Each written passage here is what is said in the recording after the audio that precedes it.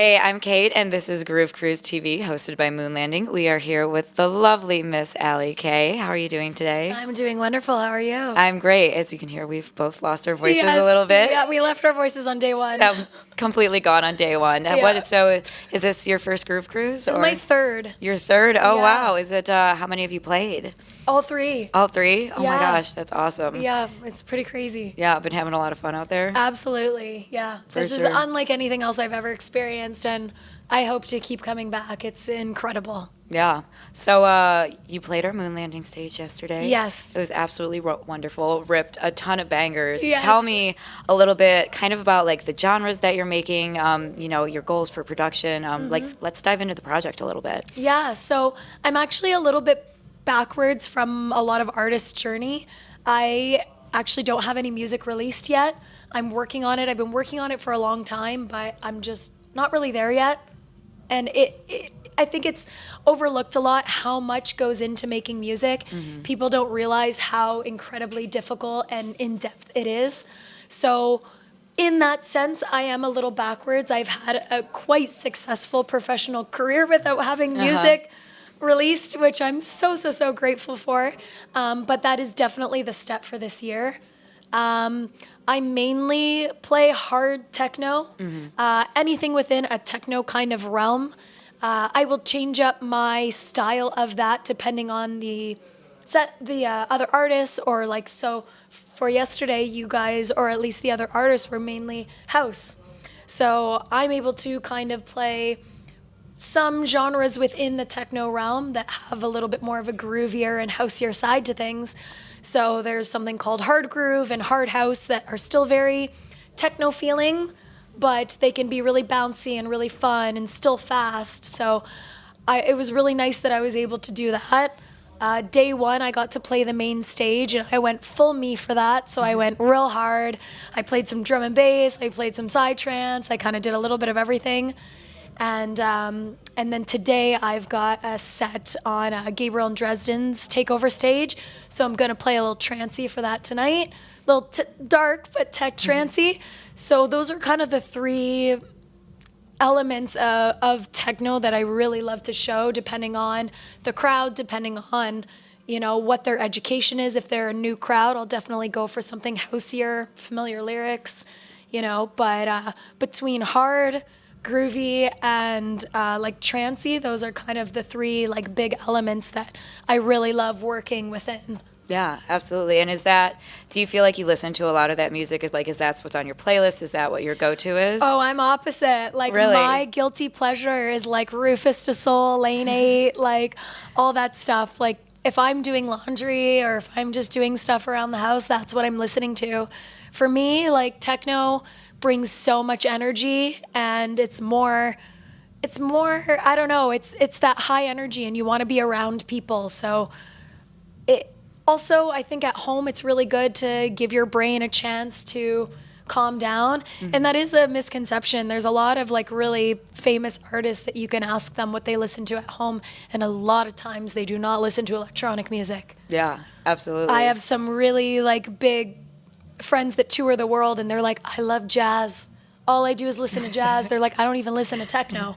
Like, I do when I'm like preparing my sets and enjoying sets and listening to friends, but I don't know, I don't sit at home and listen to techno, contrary to what, people may assume. Yeah, for sure. Well, I heard you say that you're playing the Gabriel and Dresden Takeover today, and I saw that set last night. It was absolutely phenomenal. One of the best sets that I've personally ever seen. Yeah. Have there been any sets that you've seen this weekend that you were just like blown away by? Lily this morning, Lily Palmer, she played 5 to 7 a.m. It was magical with the sun coming up.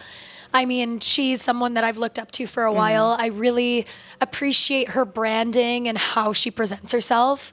There's a lot of queens in techno right now that are taking over, and she's definitely one of them. And I was super inspired this morning, and I was most looking forward to her out of everyone here, and she didn't disappoint at all. So that was really special. Yeah, I'd love to hear that. So there's a lot of queens in techno right now. What other artists do you really look to for inspiration, and do you maybe aspire to be like? My biggest inspiration is Charlotte DeWitt. I got to play her North American tour last year. Oh, man. And it was really really, really special. I actually met her many, many years ago, and we've kind of met around the world. I was in Portugal with her last year, but she didn't know me as an artist. And someone from her team actually chose me for the tour, and it wasn't her. And then she found out that it was me, and she was like, no, she was so over the moon. And it was one of the nicest things that, like, one of the nicest experience I've had with somebody that was on a complete other level of, you know, she is the top DJ in the world. She's been rated the top DJ in the world for 2 years now. So having that experience with her was just incredible. And we shared like a sold out event. It sold out in 7 minutes online. It was absolutely insane. And that night will always be special to me. But her and her style, she plays a lot of acid. She plays really hypnotic. She's been playing a lot of Psy lately. Like what I played on the main stage the first night is definitely like closest to her style. And I admire her more than anyone else in this industry and am honored to call her a friend. And she truly is one of the most down-to-earth, cool people. So it's really cool to see someone like that have so much success. Yeah, totally. So sold out show in 7 minutes. Yeah. What was that experience like? Like what was going through your mind when you're like, oh my God, I just sold out the show and we sold out the show in 7 minutes. Like tell me about it. I actually wasn't on the lineup when it sold out. They announced it months before, and then I got a message, and they were sending a bunch of names, and the team had to approve who. And this promoter just said, oh, like I didn't tell you, but I sent your name in, and it happened.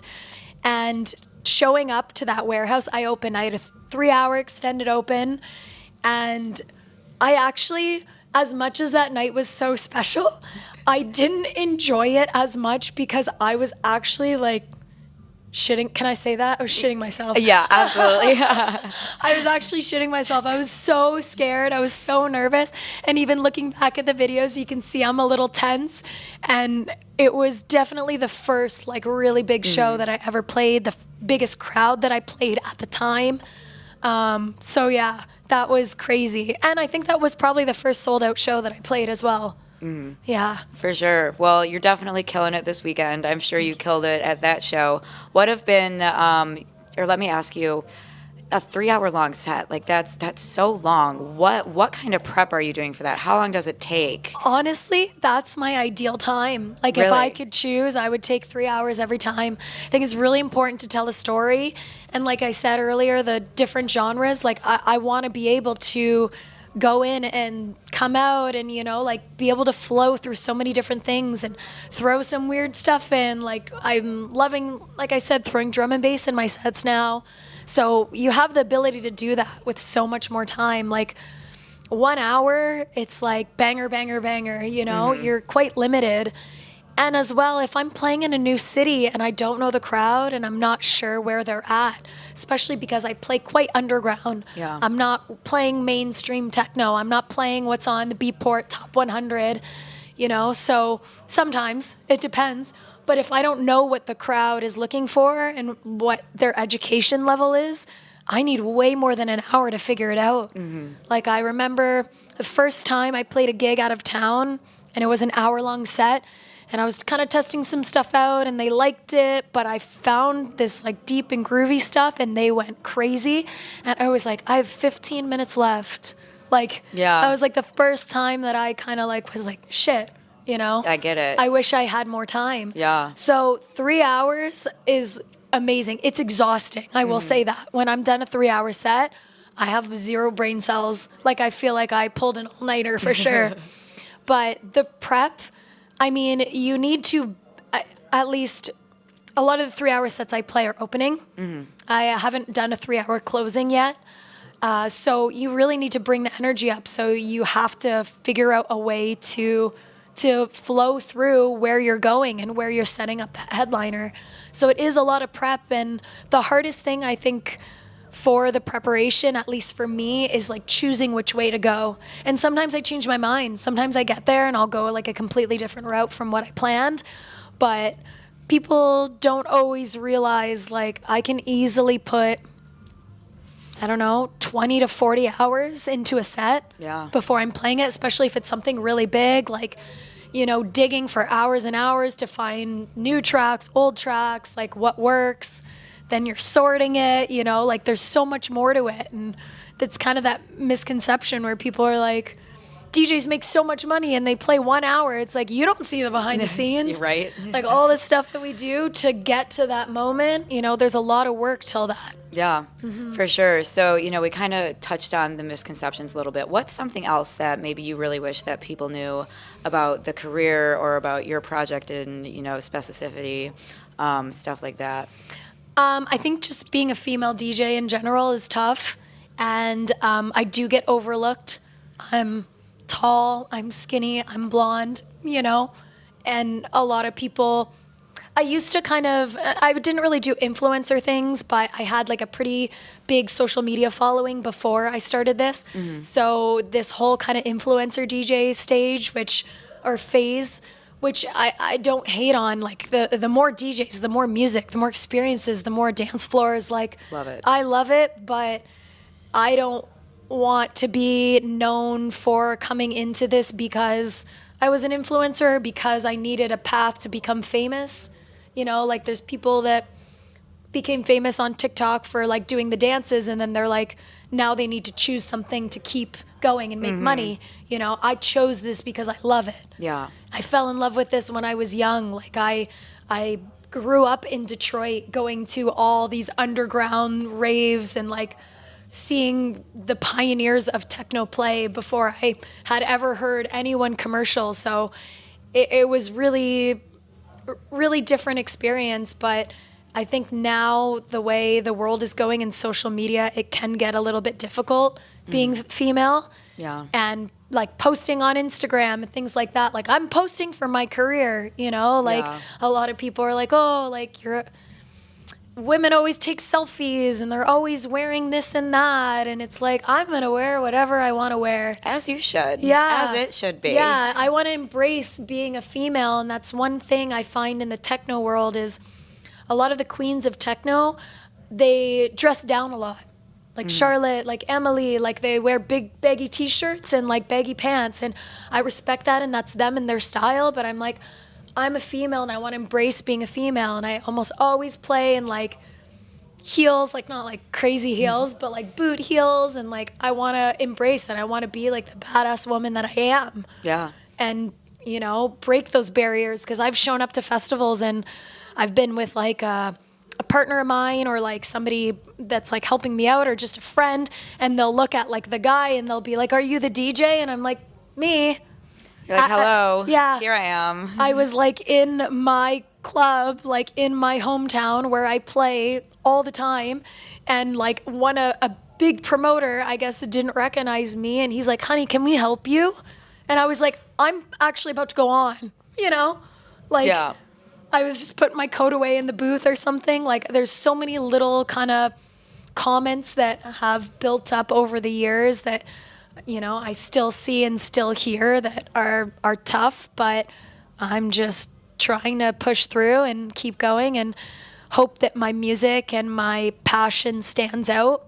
Mm-hmm. Yeah. Yeah.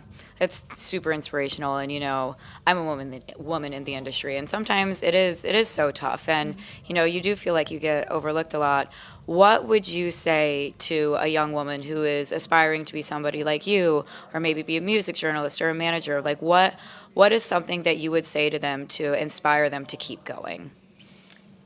Really just do you. Like, there's going to be people that hate on you. I know this is like so cliche and like everybody says it, but like anything you do, everyone in the world, there's somebody that hates on them, Yeah. It's a real emotion. I mean, we don't have love without hate. Like we don't have good without bad. Like it's a yin and yang. So whatever you do, like don't let anyone stop that. Mm-hmm. Yeah. There's so many barriers that like I've personally pushed through my life or career-wise, and it's just a matter of knowing if you can do this and being realistic, because this is not an easy job. Mm-hmm. It's really not. I've slept on airport floors. Like I'm on probably like 6 hours of sleep, over the last like 3 days. and, you know, still pushing through and still trying to like give my all. And I think that's like what's most important is being realistic for yourself and knowing like, is this something I can do? Am I comfortable traveling alone? Am I comfortable living in hotels? Am I comfortable, you know, maybe having people running at you or grabbing you, because it can get intense, you know, with fans and stuff. So you kind of have to sit with yourself and say, like, is this really right for me? Yeah. And then just follow that path. Totally. Yeah. Well, you know, when you're not running on hopes and dreams like we are all right now a little bit, what do you like to do in your day-to-day to maybe kind of escape from the industry, escape from the music, and really relax and recharge? Like, what are some of your favorite things? So it's funny. I was actually speaking about this. I was on a mental health panel this morning, and I was saying that I haven't really found my thing. Like I did get into yoga a lot when I stopped dancing because I needed a physical challenge. So that is one of them. But right now I've kind of had a bad coping mechanism. I've just been Netflix and chilling. And it's really just putting on like, you know, a really easygoing TV show and being able to shut your brain off. But honestly, I'm very much a homebody. And as much as I play really crazy, intense music, my home is my sanctuary, and like I'm usually just at home, you know, enjoying myself, enjoying my time, whether I'm like reading. I have a cat who's special needs, and he is like my absolute world. He's like the best. He's my emotional support animal, even though he's not actually. But I literally cuddle with him all day long and just do my thing. Yeah, for sure. What's your cat's name? Bubby. Bubby. Shout out Bubby. Who's watching Bubby right now? I've got security cameras on him, and I have family members dropping in to check on him, so I'm watching him. So I was going to ask you, are you a cat person or a dog person? But I guess we know. You know, I like both. Like I'm definitely more towards cats since I've had him. Like he like, in the cheesiest way, you know, saved me during COVID when I lost a lot. I lost my job and I lost my home during COVID. And I went back to another city where I didn't really like know anyone or didn't have support. And just like, it's so special coming home and having like something to greet you, you know? So I have a really special bond with him, but I will be a dog person one day, but I'm just too all over the place to be a dog person. Like maybe when I settle down later in life, if I'm, you know, like in a marriage, whatever it may be, I'll have a dog. But right now, like, he's so independent. He's good that I'm here. He's happy I'm here. Good. Love to hear it. So, you know, here at Lvnding, you know, you kind of talked about how Bubby is your support. Sounds like you're very grateful for him. Yeah. We are all about gratitude. And so I wanted to ask you, what are some things that you're grateful for and some people you're grateful for? My mom, like, I've been her rock and she's been my rock for a long time. She's had a really difficult, just bad luck with like illnesses and such. And she still keeps going, and it's always inspired me, and like my entire family have supported me like crazy. I can't believe it. My grandparents are almost 90 and they watch my Twitch like almost every day. I'm playing like 160 banging techno and my 90-year-old grandpa's like, you know, tapping his foot along with it. So it's really crazy to have this like super unconventional job, you know, that everyone in my family grew up like really, really typical, you know, went and worked and that's about it. Nobody in my family has really done anything out of the ordinary. So it's really incredible that they've been so supportive with that. And honestly, just my Twitch community, like I'm on Groove Cruise because of Twitch. Like I entered the contest 3 years ago and didn't win, and they called me. They're like, "You're not winning because we're gonna book you." Oh, that's awesome. And that's how I'm here. Yeah. But that's from Twitch, and even when I started playing in Toronto, I was living in Toronto for a few years before I played, and I was trying to get gigs, and I knew a lot of the artists, but everyone just knew me as a raver. They just see me at events, and I was like, I play. They're like, "Oh yeah, everyone's a DJ," you know. Yeah. And Twitch, I was just able to blow up on there. I started doing sets for like Insomniac and such. And once the world opened up, like Toronto was like, okay, I think she must be good if she was doing that, you know. So my Twitch community has been so incredibly supportive and are there for me. I'll go live and be having the worst day and we'll vent and People will be so incredible, and it's given me the freedom to travel, be my own boss. It's 3 years actually today that I started pursuing music full time. I got on Twitch 3 years to today, so it's pretty crazy. There's a lot of artists that still tour the world and work 9 to 5, so I'm very grateful that I got on that platform and was able to make a name for myself there, and now at shows and touring. Yeah, look at it. What a really cool, crazy story. It has been such a privilege to have you here. This has been Groove Cruise TV, hosted by Lvnding. I'm Kate, and we were just here with the lovely Allie Kay. Thanks for tuning in. Thanks for having me.